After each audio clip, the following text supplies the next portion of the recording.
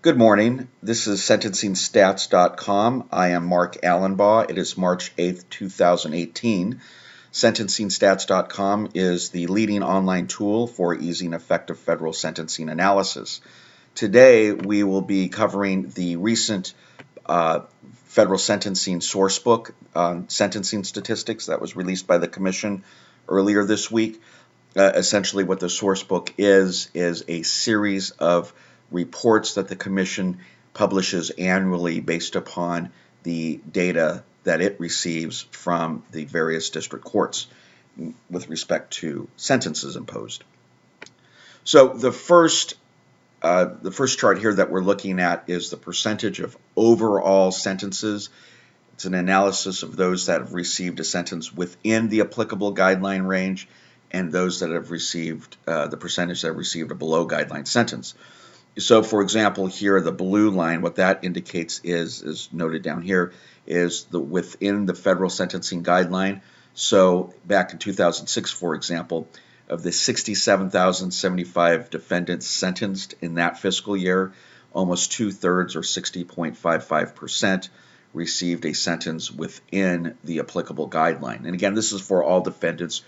As I'll go through later in this presentation, we'll be looking at specific guidelines. But overall, about 2/3 received within guideline sentence, and as we can see, that's dropped off rather significantly.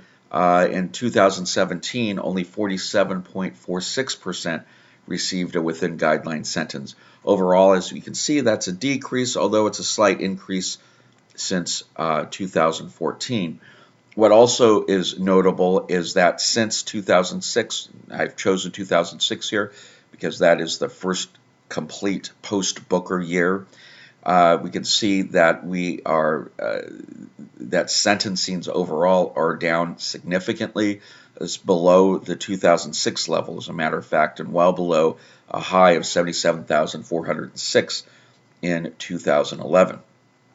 So that trend has continued, although it looks about they're about the same to 2016, maybe even just a hair higher. But the trend has been over the last several years since 2011 a decreasing number of federal prosecutions or federal sentences imposed in any given year. The red line here is the below federal sentencing guidelines by government motion. So generally those are either a 5K 1.1 for cooperation or a 5K 3.1 for pleading out early. Those are in the fast track districts generally for immigration offenses. So we could see here in 2006 just over a quarter of sentences were imposed below the sentencing guidelines as a result of a government motion, and that's gone up slightly, although again there's been a slight decrease since 2014. But that has gone up slightly as of fiscal year 2017. 28.58% received a downward departure as a result of government motion. The green line, and what's most interesting, as we'll see as we go through specific guidelines here, is those sentences imposed below the guidelines as a result of a judge exercising his or her judicial discretion under 18 U.S.C. 3553A. So these are your 3553A variances. In other words, they do not need a government motion. It's just judicial discretion. As we can see, post-Booker, and as we know before Booker, variances did not exist. Booker introduced those once the guidelines were made advisory. So they started out rather low. In 2006, only 12.47%. And now they've increased about 70 to 80% to 21.09% overall. Now, as we'll see, as we're going to go through some specific guidelines, these rates of compliance, what I call compliances within guideline sentence, and downward departures or variances, can vary significantly from guideline to guideline. And what I'm going to review are some of the top guidelines, in other words, the guidelines that are most frequently used for sentencing purposes at the federal level. So the first guideline we're going to look at is 2B 1.1. This is your white collar or fraud guideline. Generally, just about all white collar cases are sentenced under 2B 1.1. As we can see here, looking at this column, you read these columns, by the way, the blue columns off the right-hand side and the percentages obviously off the left. So this is the case count by year. Back in 2006, there was just over 7,500 2B 1.1 sentences, and those have gone down significantly to just around 6,200 or so here in 2017. So there's been quite a bit of a decrease in the number of sentences imposed under 2B 1.1 in recent years. What also is very interesting is looking at the compliance rates. Now, as we know, one of the issues with 2B 1.1 is how loss is treated. That is a very controversial sentencing factor that is the subject of an enormous amount of litigation in just about every federal sentencing, even those that are the result of a plea agreement. At any rate, what we can see is while judges almost 3/4 of the time would sentence within the guideline range in 2006, that has cut down dramatically, only 44.18% as of last year. Likewise, the rate of downward variances and downward departures have increased quite a bit. The rate of downward variances has just about doubled since 2006. So this is as a result of, as I indicated, primarily the controversy surrounding how loss is calculated, what's included in loss, and other issues there. Turning now to 2D 1.1, this is one of the most frequent guidelines used for one of the most frequent guidelines invoked in the federal sentencing regime. That covers all of your drug trafficking cases. So we can see here in 2006, almost 25,000 defendants, approximately 25,000 defendants were sentenced under 2D 1.1 that year, and that also, like other large case categories, has been reduced quite a bit. Now, well less than 20,000 were sentenced out as of 2017. So as we can see here, the trend for within guideline sentences for drug trafficking cases has also decreased quite a bit from 2006. What's really interesting, though, about 2D 1.1 sentences is the frequency of 5Ks, government-sponsored motions for downward departure. They've always been frequent. A third of the time back in 2006, sentences were imposed below 2D 1.1 as a result of a government motion. That's still the case, and they've gone up, not a lot, but a bit. What's interesting here, though, is this little bump. This, in 2014, likely was the result of the Fair Sentencing Act. I'm not quite sure why that caused a bump and then a reduction. Why, in other words, the government was seeking more departures at this time, and then has subsequently reduced that. You know, it's not clear why. Also, what's not clear either is the dramatic decrease in the number of prosecutions, at least federal prosecutions for drug trafficking. Maybe the states are taking over more of that caseload. What is notable for defendants, frankly, is the increase in downward variances. They have just about doubled, just like for 2B 1.1 or your white-collar offenses under drug trafficking. They've nearly doubled from 11.68% 2006 to 23.7% in 2017. Now, among the most controversial guidelines is the child pornography guidelines under 2G 2.2. This guideline covers non-production offenses. So child porn production offenses is covered under a separate guideline that frankly is far more onerous. But nonetheless, this guideline is very onerous, as we'll see when we look at the average and median sentences, the trends for the average and median sentences imposed for the various guidelines or offense categories. This guideline, as I said, is very controversial because most defendants max out under this particular guideline. That, in other words, all the sentencing offense characteristics characteristics, all or most of them, tend to apply to your generic defendant. Such things as use of a computer will give you an extra 2 levels. The number of images provided there's more than 600 images, will give you a bump of 6 levels. And the 600 images today in the internet era is nothing. That could be downloaded within nanoseconds, so to speak. So courts have recognized this. Courts have recognized that this particular guideline is overly onerous, and that is what explains the dramatic drop from 2006, where nearly 2/3 of sentences were imposed within this guideline. Now, just a quarter are, or just over a quarter are sentenced within the guideline. The majority, or I should say the plurality of sentences are imposed below the guideline range as a result of judicial discretion.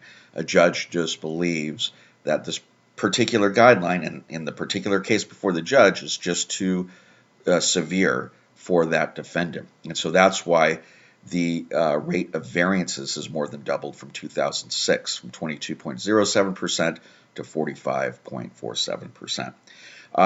There's also been a trend, a reduction in the number of cases prosecuted each year since 2012, but not as dramatic as we've seen with some other offense categories or under some other guidelines.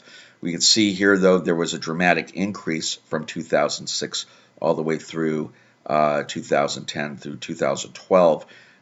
That is a result of course, the internet. This particular type of offense is an offense of convenience, as some judges have called it. The internet makes it much more easier, unfortunately, for defendants and others to obtain child pornography. At any rate, we also see what's very interesting here and somewhat unexpected, at least to me, is the increase in the number of downward departures as a result of a government motion, and those have increased dramatically. Those historically have been somewhat rare, but now they've gone up quite a bit. What is happening in these cases is prosecutors are seeking the assistance of defendants in identifying other distributors or even potentially producers of child pornography. So that is what it explains this increase here. 2K 2.1. This is primarily a firearms guideline for firearms offenses. Primarily felon in possession. In other words, somebody who commits any type of felony but is found to be in possession of a weapon, or has a prior felony and is found to be in possession of a weapon, has now committed a federal felony. So that and some other types of firearms offenses are sentenced under this guideline. The rate or the number of sentences each year, it kind of has bucked the trend. We've seen from 2015, as we can see, they've increased again to about the same level as they were in 2006, 2007. So while it decreased a little bit and dramatically decreased from 2014 to 15, now they are going back up. The rate of within guideline sentences, though, has decreased significantly from 71% to 54%, and that is explained obviously by here with the increase in the judicial variances, as well as a slight decrease a slight increase in the number of 5Ks sought under this guideline. And finally, these 2L1.2 are immigration offenses, primarily illegal reentry cases. Now, we've heard a lot about illegal reentry, especially under the Trump administration, and one would have expected with a lot of the rhetoric that we would have seen a big increase in the number of those sentenced, especially in 2017, the first year of the Trump administration. But we can see here there's really not much of a difference in terms of the numbers sentenced from 2016. As a matter of fact, there has been a decreasing trend since 2011 in the number of individuals prosecuted for illegal reentry. But what we can see, and probably what is the result of the Trump administration, is an increase in within guideline sentences as a result of a continued decrease of the government seeking 5K 1.1 departures. But what also is interesting, though, is here the decrease in downward variances. That could be explained, though, by the nature of the plea agreements, where because, as we'll see here in a moment, the sentences are so low relative to other offense levels. Generally, prosecutors, when they negotiate plea agreements, require defendants to waive their right to seek any variances here.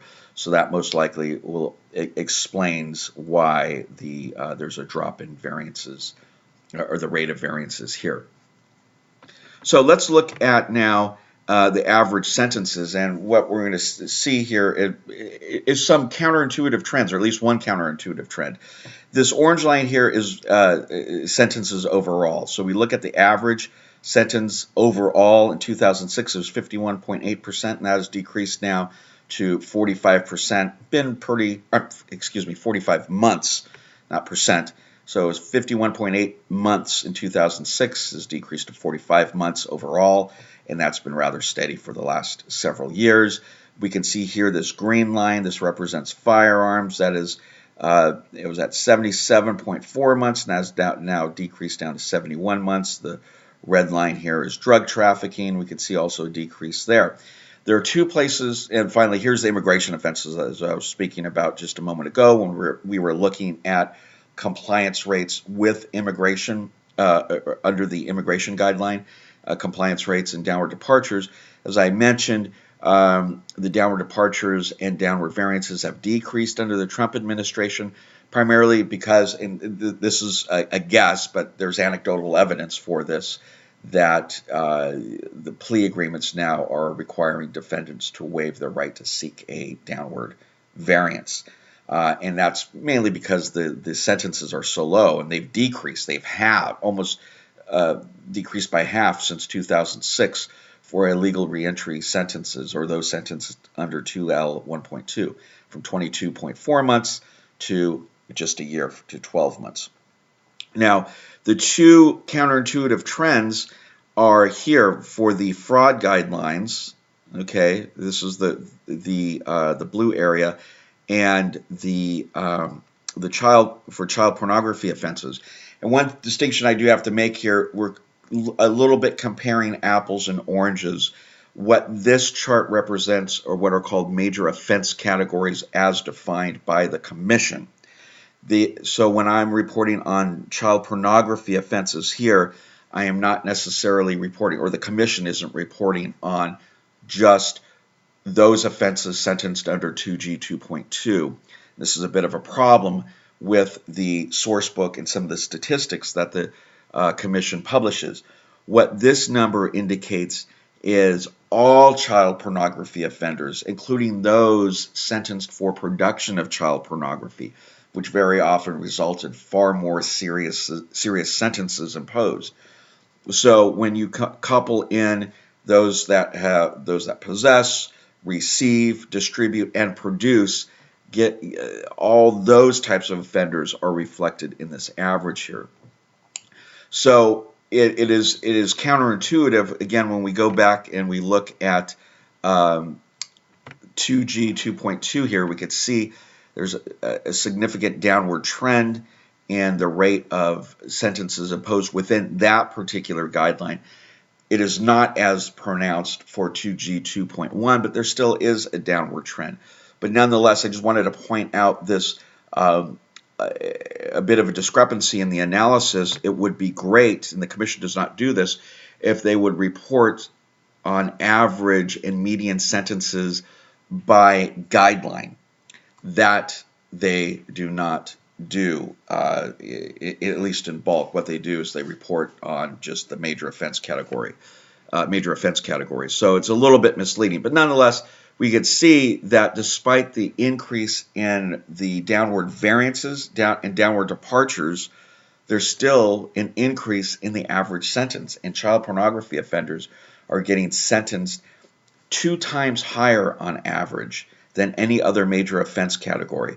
And these 5 categories here, child porn, drug trafficking, firearms, fraud, and immigration, that covers over 80% of those sentenced under the guidelines. So that's why I call these the major offense categories. All the other categories, it's the old 80-20 rule. All the other dozens of offense categories are sentenced, only cover the other 20% of those sentenced under the guidelines. At any rate, so that's somewhat that's very counterintuitive. And also, this is somewhat counterintuitive, the purple line here for fraud, because again, those are our 2B1.1 offenders here, and we can see that the compliance rate has decreased dramatically, yet those being sentenced under for fraud, which primarily is 2B1.1, those average sentences are increasing. Not dramatically, and they're still rather low sentences. I mean, they're the second lowest of the major offense categories. Only immigration offenders get lower sentences on average. But nonetheless, there has been an increase in the average sentence, despite there also being an increase in downward variances. What that tends to show, what I think it shows, is just how onerous those particular sentencing guidelines are. And in particular, with respect to child porn offenders, new enhancements have been added to the guidelines over the last 12 years. So that also obviously will affect the sentence when new enhancements are added that apply to a significant number of offenders. And then finally, here's the median sentence. And again, the difference between median and average is a median just means exactly half of the cases are sentenced above the median point and half are sentenced below, as opposed to an average, which, if you will, is a weighted median. But nonetheless, we can see here pretty much the same trends. We can see, again, for child pornography offenders, the median sentences increased from 63 months to 97 months. The median sentence for drug traffickers is about the same. It's decreased 5 months. It's a bit on an upward trend over the last year. Firearms offenses are exactly the same now as they were back in 2006 after going up somewhat. Overall, we can see here the median sentence overall for all federal defendants has decreased from 30 months to 21 months. And by the way, one of the takeaways from this, and if I was a Bureau of Prisons official looking at this and assessing this latest data and looking at these trends, it's good for the Bureau of Prisons, because what this indicates is not only that there are going to be less people entering the system, but generally their sentences are going to be lower than in the past, which will help reduce, obviously, the prison population, or the overpopulation as it currently still exists with the Bureau of Prisons. So that is our quick overview today of the 2017 Sourcebook on federal sentencing statistics. We welcome input and feedback on our YouTube page. Please subscribe to our YouTube page, hit that subscribe button, and please check us out. We are the only and therefore the leading provider of federal sentencing data and statistics online. Very easy to use for attorneys, academics, and even clients of attorneys that wish to assess what their potential sentencing might be. Thank you very much.